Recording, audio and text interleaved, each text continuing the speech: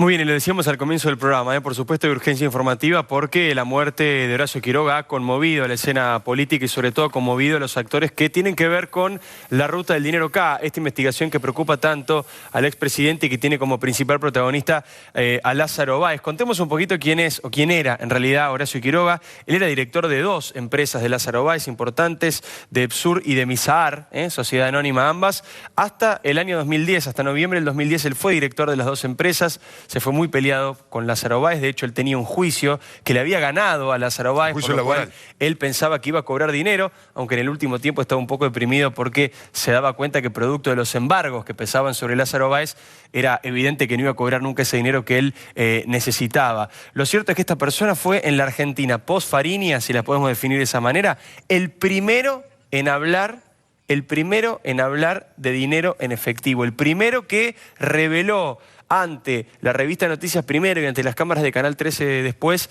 en conversación con Jorge Lanata, que se contaba dinero en efectivo. Exactamente, lo que luego contó Fariña, lo que luego nos enteramos absolutamente todos, con mucho coraje, Horacio Quiroga se lo contó de esta manera a Jorge Lanata.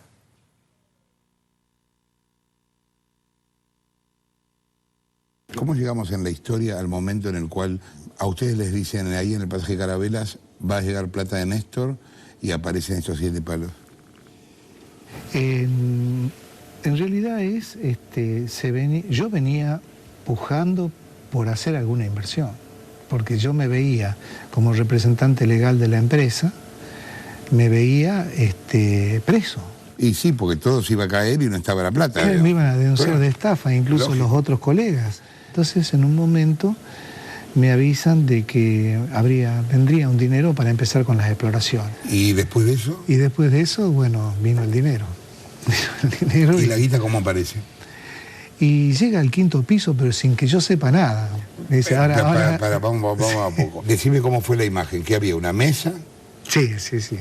¿Grande? ¿De directorio? Sí, no, de directorio no. ¿Una mesa, un escritorio? Un escritorio grandote. Ok. Sí. ¿Cuántos tipos? Qué sé yo, 3. ¿3? Sí. ¿Que eran empleados de ahí? Sí. ¿Y había 7 palos? La cifra de 7 sale porque era el cálculo que teníamos de lo que iba a costar ese pozo en la precordillera. Okay. Está bien. Y bueno, la cuentan ahorita y ¿qué hicieron con la plata? Y se la llevaron al sur. Y no la contabilizaron en EPSUR. ¿No entró en la contabilidad de la empresa? No. Mientras yo estuve, no. Y ahí veíamos, ¿no?, lo que mencionaba Quiroga con este final que en realidad es el más importante, es el clave para entender dónde estaba la irregularidad, ese dinero que él veía que contaban, dinero que debería haber ingresado a la contabilidad de las empresas que él mismo administraba, claro. Por supuesto nunca lo vio. Decíamos que Horacio Quiroga habló por primera vez con la revista Noticias a 2 periodistas, a Nicolás Leana y a Federico Mayol. Allí también dijo por primera vez esta frase que estamos viendo en pantalla ahora: yo vi contar sobre una mesa 7 millones de dólares que Kirchner le dio a Lázaro. Nicolás Diana, uno de los autores de la nota, está aquí con nosotros. ¿Cómo estás, Nico? Bienvenido. ¿Cómo estás, Diego? Alfredo. Bueno, muchas gracias por venir. La primera cosa es qué impresión te dio a vos cuando te enteraste que había muerto Horacio Quiroga, lo estabas frecuentando, seguías tratando de entrevistar a él. ¿Qué te pasó por tu cabeza periodística, no? Sí, al principio impacto, digo, porque siempre una muerte, y sobre todo así repentina, sin saber al principio, no se sabía bien qué había sucedido, se sabía que había tenido un golpe, había un charco de sangre en un baño, uno empieza a sospechar lo peor. Mucho impacto. Yo había hablado hacía poco con él, la semana pasada había tenido un contacto. Digo, después de que hicimos la nota, continuábamos en contacto, de vez en cuando íbamos hablando, teníamos algún contacto. Yo había hablado con él, le había preguntado justamente por el tema de los juicios, que era algo que él venía siguiendo, si salía. Él tenía 2 juicios laborales, porque había hecho uno para EPSUR y otro para Misaar, porque claro, él trabajaba en las 2 empresas. Y si bien tenía una sentencia a favor, estaba luchando para cobrarlo. Claro. Y obviamente él sospechaba, y lo que me iba diciendo es, bueno, me imagino que en esta situación Lázaro Báez preso, una empresa que ya no cobra ningún dinero de la obra pública, se me va a complicar mucho para cobrar esa plata. Con lo cual veníamos teniendo algo, y me sorprendió muchísimo. Él tenía miedo, Nico, porque Carrió ha contado que él le manifestó que temía por su vida. Sí, de hecho, cuando nosotros lo entrevistamos en el 2013, para que él finalmente se decidiera a hablar y diera esta entrevista con un grabador prendido y que se prestara a sacarse fotos para Revista Noticias, fue difícil convencerlo. O sea, él primero se acercó, nos contó que tenía algo para contar de las empresas de Lázaro Báez. Él se presentó y dijo, yo fui presidente de 2 empresas de Lázaro Báez. Al principio nos llamó la atención, chequeamos, existía, era él, había sido presidente, y empezó un diálogo. Él nos dijo, bueno, sé algunas cosas, nos fue contando a cuentagotas, con temor, y tuvimos, antes de hacer la entrevista, fueron 4 encuentros. Con el colega Fede Mayol. Uno fue en la casa de él en ese momento vivía en Puerto Madero, hubo 4 encuentros. Ya en ese último encuentro en su departamento de Puerto Madero, él se presta a sacarse unas fotos, y luego la entrevista se hace en 2 partes, 2 días seguidos, porque además fue muy larga, muy larga. Obviamente ahí se ve en la revista, son 7, 8 páginas, pero la entrevista duraron muchas horas. Nosotros fuimos preguntando, repreguntando. Después obviamente tuvimos que ir corroborando también algunas de las cosas que decía para saber si eran ciertas o no.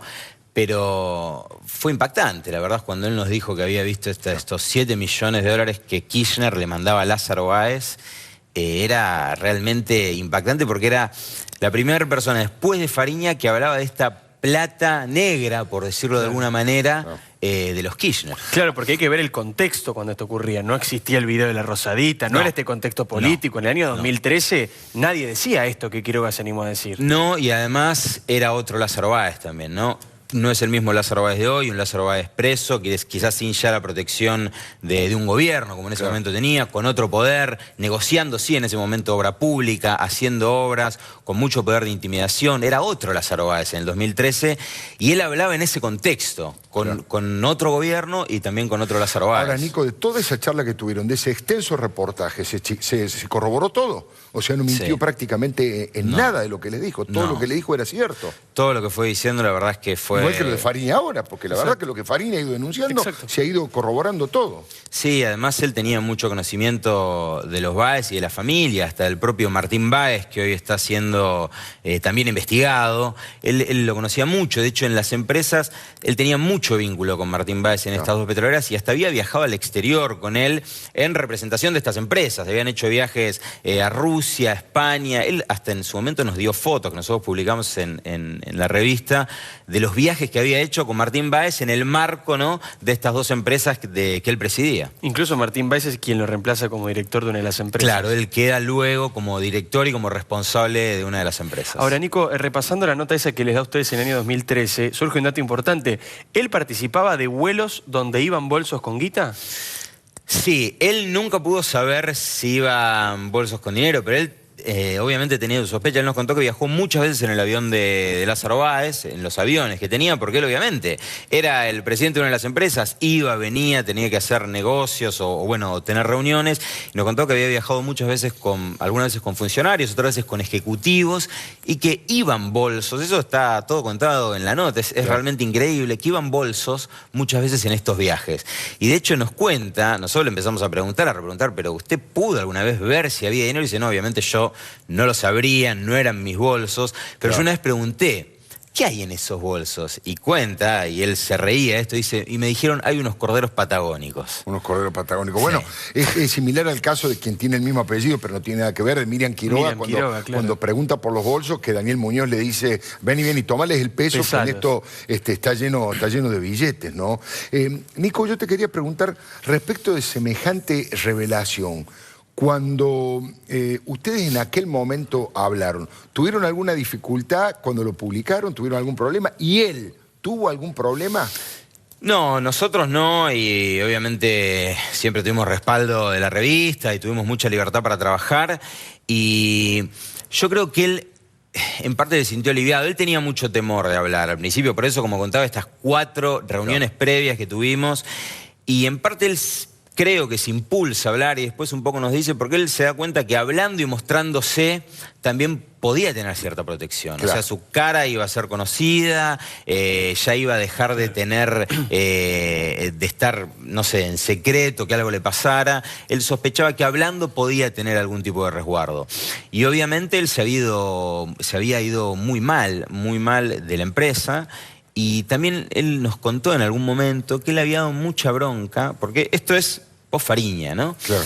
Que había salido una nota en algún momento donde él entendía que quizá Pérez Gadín le estaba mandando algún tipo de señal, claro, ¿no? Porque como que deslizaban que él podría haber tenido algún acto... Aclaremos, Daniel Pérez Gadín, contador de Lázaro Báez, hoy detenido con Lázaro Báez, en de Ezeiza. Detenido y procesado. Claro, él sospechaba que Pérez Gadín estaba mandando algunas señales como para ensuciarlo a él. Y él dice, fue como un límite, nos dijo en un momento. Yo trabajé ahí, era un tipo que tenía una expertise, me llamaron para eso y ahora me fui mal, me echaron como un perro y ahora encima me quieren ensuciar. Estaba como muy enojado con ese tema, a la vez obviamente tenía temor, pero él sentía como que no puede ser que encima de que me echaron todo, ahora quieran hablar mal de mí. Claro, ahora, pero además creo que le costó que lo desalojaron de la casa. Sí, sí. ¿Él vivía en una casa que era de la empresa? Sí, él como tenía un cargo directivo, él era presidente de estas dos empresas, en su momento Austral le pagaba un departamento, como suele pasar en muchas empresas privadas. Sí, claro. Un departamento que estaba en Puerto Madero, ubicado en Puerto Madero.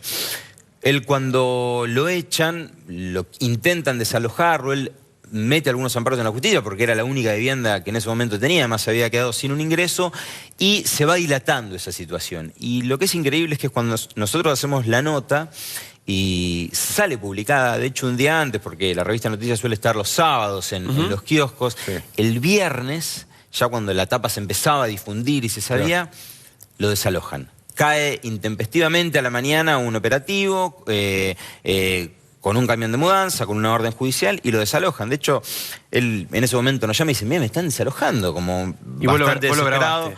Y fuimos hasta el departamento y grabamos toda esa situación. Sí. Tenemos el video para mostrarlo, ¿no? En el momento en que lo desalojaban justamente a Quiroga, después de haber denunciado por primera vez que había dinero en efectivo, bolsos con plata, lo desalojaban de su casa, así estaba. Háganlo de la puerta para afuera. Hablen ahí afuera. Una cosa media. No está terminado. No, está empezado porque yo ya lo empecé y como se termina, se termina. No, pero entonces usted lo está dando por terminado antes, pues no me deja entrar gente a mi casa. Si yo quiero hablar con ellos en mi dormitorio, ¿no puedo? No. Hablen afuera. Acá pueden entrar nada más lo que yo quiero. Entonces, bien. Quédese afuera o... Está bien, yo me quedaré afuera. ¿Quién es el Oficial de... Sí, yo estamos llamando a la prefectura para que saque toda esa gente de ahí. Lo que no queríamos hacer, lo vamos a tener que hacer. ¿Qué pasó, Horacio? Y me están desalojando nomás. ¿Por qué te están desalojando? Y por todo lo que ya hablamos, ¿no? De esta situación generada con Lázaro Báez y este es un desalojo de realidad de Austral Construcciones. Es impresionante, ¿eh? O sea, es que es muy conmovedor el tipo quebrado, ¿no? La cara que tiene, el miedo, el pánico que tiene, se ve que los conocía bien y efectivamente siente un temor, porque hoy le decía yo a Nico en la radio, Diego, que supongamos que sí es cierto todo lo que se sospecha, en el sentido que le dio un paro cardíaco, se cayó en el baño, por eso tiene el traumatismo en la cabeza y la sangre. Supongamos que haya muerto simplemente por un accidente vascular. Lo que en la Argentina, los periodistas, parte de la opinión pública, los oyentes de las radios, inmediatamente empezaron a pensar o en un suicidio inducido o en un crimen, porque, bueno, eso solo ya es un dato preocupante. Estamos en la Argentina post-Nisman. Claro, no solo por lo que pasó con Alberto Nisman, sino, bueno, en el caso con Arpesa, en el sur, en su momento la doctora Carrió también denunció una muerte realmente, un asesinato realmente terrible. Digo, eso también hay que meterlo en la bolsa del análisis, aunque no haya ocurrido, que se nos cruce por la cabeza. Y voy un paso más allá, Recién Nico contaba todo el periplo y cómo se había deteriorado la vida de este hombre, producto de enfrentarse con el poder, porque enfrentarse con Lázaro Báez en ese momento, en el 2003, cuando Nico Diana y Fede Mayor le hacen la nota, era enfrentarse con el poder. A raíz de ahí, bueno, lo veíamos inmediatamente, 24 horas después es desalojado de su domicilio y ahí empieza un recorrido donde su salud se empieza a deteriorar, empieza a tomar cada vez más medicamentos. Digo, no es, posiblemente no es una consecuencia directa, pero está clarísimo que su vida se deterioró luego de contar a los medios lo que había visto en las empresas de Báez. Muchos medicamentos, ¿vos te das cuenta de eso las veces que has hablado con él? Él nos contó y nosotros lo publicamos en la nota, que luego de que lo echan a fines del 2010 de la empresa, él se va muy mal, se va muy peleado de la empresa, lo echan sin darle ningún tipo de justificativo. él obviamente ganaba un sueldo y tenía un cierto poder adquisitivo, se queda de un día para el otro sin trabajo, no podía conseguir trabajo, y además en la empresa él nos cuenta que le empiezan a decir, no digas nada, cállate la boca, algunos no otros te conviene hablar, claro. Ya está, seguí de largo, y él nos contó que producto de eso estaba muy estresado y que en ese momento hizo una consulta a un equipo de psiquiatras porque él se sentía muy mal y le diagnosticaron una especie de depresión y que estaba tomando en ese momento, posterior a que lo echaran, estuvo tomando algún tipo de medicación para sentirse mejor, que le habían diagnosticado un equipo o sea, de todo psiquiatras. esto, como decíamos, después de haberse enfrentado a Báez. Sí. O sea, bueno, este es un punto de inflexión en la vida de este señor, ¿no? Sí, Digamos, enfrentarse con Lázaro Báez le produjo consecuencias. Yo no, pero ¿alguno de ustedes dos tiene alguna información nueva, algo novedoso respecto de lo que pasó con el hijo? El hijo estaba presente cuando el padre falleció. 12 años. Llegó después. Hay algunas fuentes que hablan de 10 años, otros dicen que 12 años. Pero digo, ¿estaba presente cuando falleció el padre o él, porque creo que estaba a cargo de la custodia de la madre? ¿O él llega al departamento y lo encuentra a él muerto? Eso todavía no ha trascendido. No está claro. No está claro. El parte inicial, el parte por lo menos que nos llegó a la radio temprano, a Radio Mitre, cuando estábamos ahí también con Nicolás Wiñaski siguiendo el tema, hablaba de que cuando llegó el chiquito, que es muy jovencito, 10, 12 años, es muy jovencito, muy él es el chico. que abre la puerta. Él es el que abre la puerta y todavía Quiroga estaba con vida. Estaba con vida. En un momento, digamos... Y dicen que él es el que llama al 911. Sí, con convulsiones. Es lo que dice el primer parte. Obviamente hay una investigación producto de, como decías vos, muerte por causas dudosas, muertes violentas. Se abre una investigación. Claro. Van a descartar cualquier tipo de posibilidad, pero... El primer parte policial decía eso, ¿no? Que incluso estaba convulsionando en el momento que lo vio su propio hijo, escena que debe haber sido obviamente terrible. Pero quería preguntarte, Nico, ¿por qué Horacio Quiroga, esto que declaró en noticias, esto que le contó a Jorge Lanata, también lo declaró ante la justicia, ante Casanelo? Sí, lo declaró ante Casanelo. Él primero se juntó con Elisa Carrero, con la diputada, también tratando de buscar un poco de protección, porque obviamente él tenía temor a cualquier cosa que le pudiera pasar. Ahí él le cuenta también que tenía miedo a Carrero y labran un acta ante un escribano donde él declara, cuenta y se presenta esa acta ante un escribano en la justicia y él después declara también. ¿Y confirma lo que dijo en noticias? Sí, confirma todo lo que fue contando en la entrevista, él lo confirma. Sí. Yo estaba pensando que hoy la doctora Elisa Carrero hizo una presentación ante la justicia, una denuncia de que una de estas empresas que presidía en su momento Horacio Quiroga había generado un lavado de dinero de 50 millones que había recibido información al respecto. O me contabas que esto fue posterior al despido, porque ya no era más presidente Horacio Quiroga cuando se produce este lavado. Es decir, ¿el presidente quién era? ¿Martín Báez? Sí, este supuesto lavado se produce en el 2012. Él deja a fines del 2010 de presidir EPSUR, que es la que se está investigando por un supuesto lavado de 50 millones de pesos. La maniobra era muy sencilla, pedían préstamos, una mutual que ingresaban a EPSUR y bueno, se justificaba un dinero que en realidad no existía para tratar de lavar activos. Esta denuncia es posterior, en 2012, él ya no estaba ahí en la empresa. Y de hecho, lo que él nos fue narrando es que a él lo contratan en su momento por su expertise. Era una persona que había estado siempre vinculada al mundo de la energía, el petróleo, y lo llaman cuando Néstor Kirchner, el kirchnerismo, le adjudican estas áreas petroleras a Lázaro Báez en el 2007. Y él empieza a trabajar y empieza a presentar planes de trabajo. O sea, era su expertise para hacer exploraciones y nunca llegaba el dinero, nunca llegaba, hasta que en un momento, que es cuando él ve ese dinero, le dicen, va a venir la plata. Y hay un personaje central que aparece ahí, que es quien le dice que va a venir la plata, que es Osvaldo Sanfelice. Claro, el socio de Máximo Kirchner en la inmobiliaria histórica de la familia. No quiero exagerar, para cerrar esta nota, y te agradecemos mucho que hayas venido, no quiero exagerar, pero digo... ¿Cómo decirlo respetuosamente y sin una grosería? Tampoco creo que haya sido un héroe, pero digo, había que tener los cojones bien puestos en el 2010 para pelearse con Néstor Kirchner y con Lázaro Báez. En ese momento gozaban del mayor de los poderes y de las impunidades. Y este señor tuvo el coraje y la valentía de hablar con dos periodistas independientes de la revista Noticias y luego de hacer una declaración a Antonio Escribano, y me parece que a esta altura merece un mínimo reconocimiento porque no todo el mundo actuó así. Todavía hoy hay gente que no se anima a hablar. Todavía hoy hay gente que no se anima a hablar. Y en el 2013 habló con la revista Noticias. Claro, exactamente. Así que me parece que tiene un valor muy especial. Muchas gracias por haber venido, Nico. Gracias, Alfredo. Muy valioso. Gracias.